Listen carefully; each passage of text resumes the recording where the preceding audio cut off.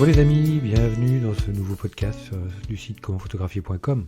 Alors aujourd'hui, toujours dans notre série sur la photographie, les techniques pour faire nos photographies de paysage. Aujourd'hui, on va parler de mouvement. Le mouvement, quand on fait de la photo de paysage, on a toujours tendance à se dire, bon, un paysage, ça reste quelque chose d'assez plan-plan, d'assez figé, alors que dans la réalité, c'est absolument pas le cas.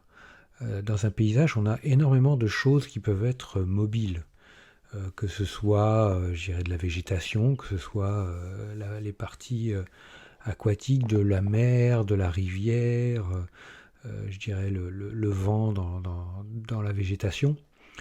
Tout peut être matière à mouvement et tout peut être des éléments à utiliser pour donner un sens et un aspect différent à notre photo. Ça fait partie des éléments que l'on peut gratter, comme on a vu pour chercher des lignes directrices, un premier plan, des choses comme ça.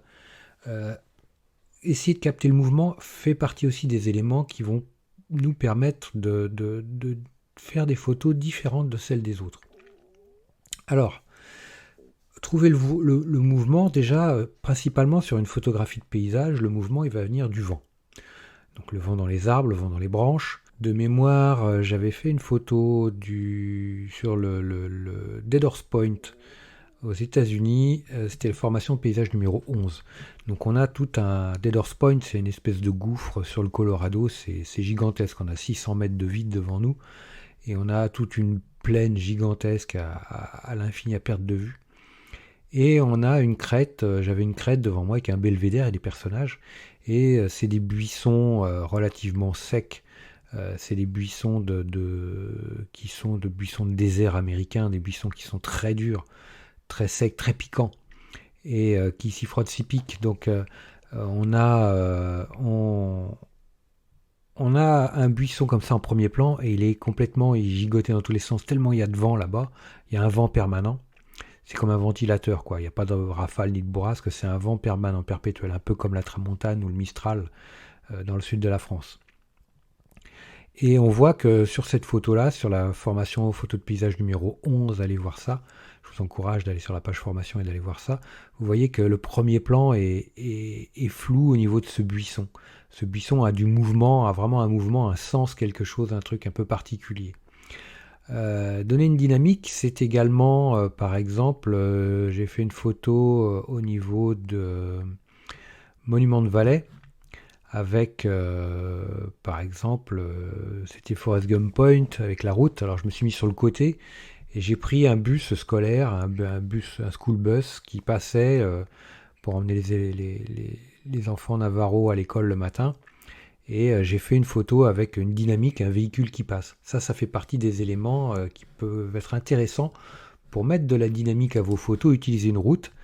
Ça donnera déjà une ligne directrice, et avoir un véhicule qui passe pour donner en plus une dimension de mouvement.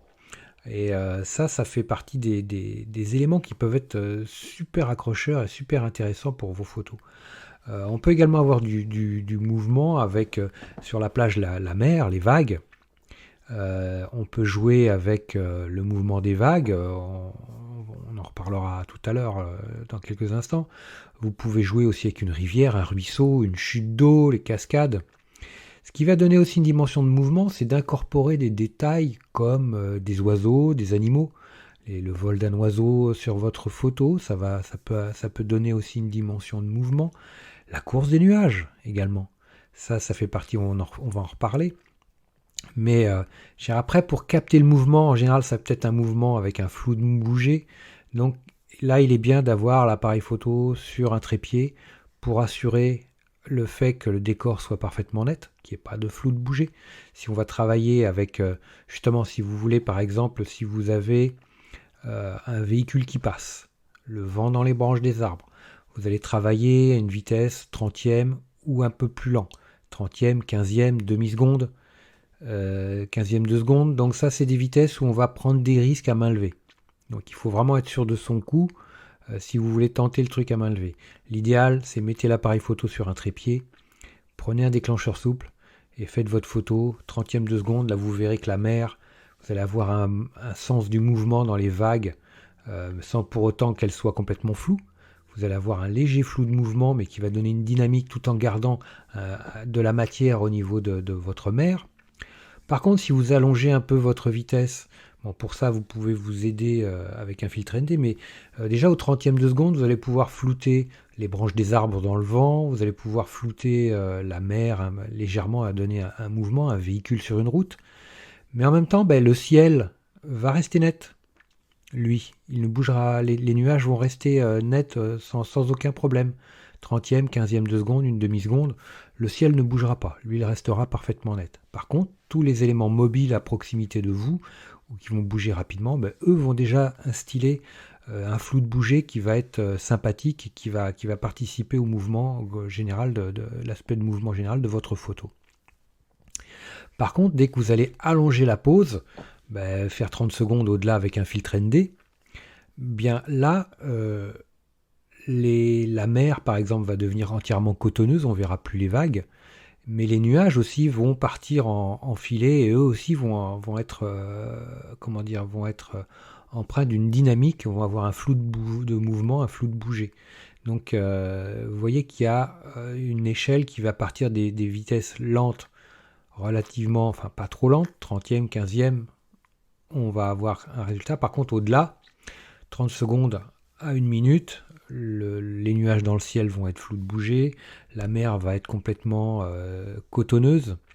Donc à vous, moi je vous encourage de jouer avec les vitesses, mettez votre appareil photo sur trépied et testez différentes vitesses, par exemple au bord de la mer, au bord d'une rivière, et voyez un peu comment se comportent ces objets en mouvement, ou ces éléments en mouvement, avec différentes vitesses, pour bien que vous puissiez appréhender le mouvement avec ces objets-là. Parce que le mouvement d'une voiture, le flou de mouvement d'une voiture ou le flou de mouvement de la mer n'auront pas les mêmes paramètres. Parce qu'un véhicule, ça va dépendre de sa vitesse, mais c'est une voiture qui roule à 90 km/h, c'est évident qu'à 60e, 125e, il y aura déjà un flou de mouvement.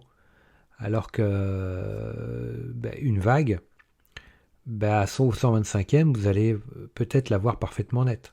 Je dis peut-être parce que je ne suis pas sûr, mais vous voyez qu'il y a vraiment une différence. Tout va dépendre du mouvement, de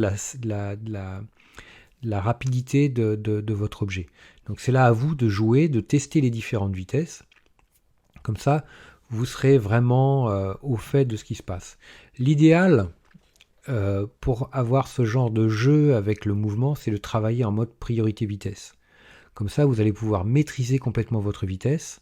Et si pour du paysage, vous avez besoin d'une profondeur de champ importante, un diaphragme comme F9, dosez ça avec la sensibilité ISO.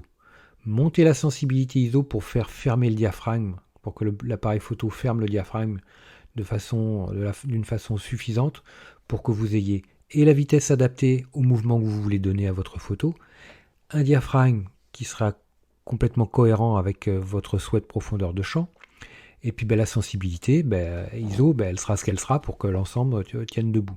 Après, bon, je vous rassure, si vous êtes dehors en plein jour, la sensibilité ISO, elle ne sera pas très élevée, donc il n'y aura pas de casse.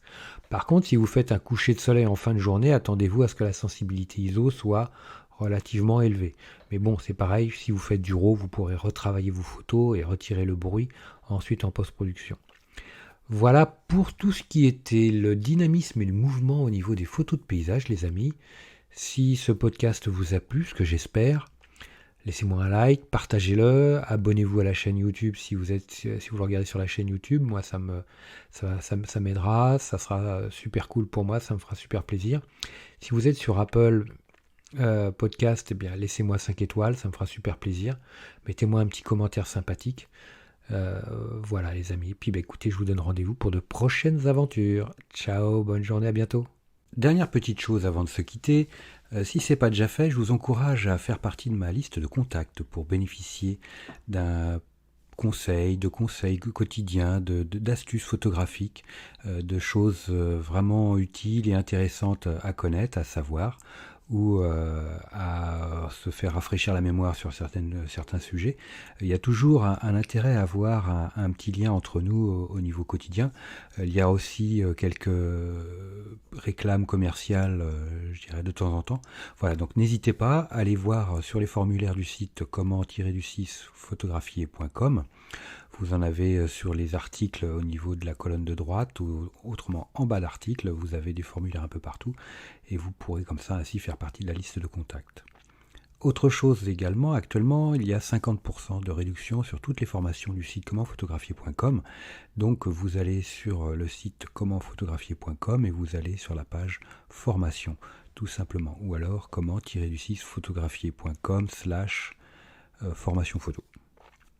Mais allez sur le site, ça sera beaucoup plus simple. Donc vous avez 50% avec le code 5050 en chiffre arabe et vous pourrez bénéficier de toutes les formations à moitié prix. Vous avez une quarantaine de formations sur la photo de paysage, vous avez des formations sur le portrait, vous avez des formations sur les photos d'enfance, sur les photos flash, sur la photo culinaire, j'en passe et des meilleurs les amis. Donc ne vous privez pas, c'est actuellement avec le code promo 50 50%. Voilà les amis, je vous dis à très vite pour de nouveaux podcasts. Ciao.